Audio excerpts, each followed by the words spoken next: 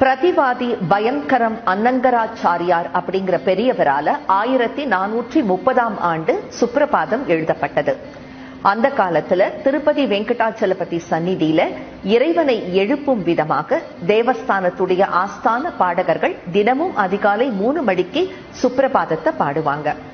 Gramophone record வர தொடங்கிய காலத்துல அந்த கம்பெனியில வேலை பார்த்த ஒருத்தர் அடிக்கடி திருப்பதிக்கு வந்து சுவாமி தரிசனம் செய்வாராம்.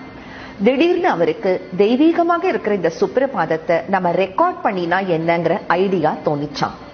PV அனந்தசயனம் ஐயங்காருங்கிற தேவஸ்தான பாடகரை கொண்டுதான் வெங்கடேச சுப்ரபாதம் முதல்ல ரெக்கார்ட் பண்ணப்பட்டது. ஆனா அந்த ரெக்கார்டிங் HMV கம்பெனிக்கு ஏனோ நிறைவாகப்படல.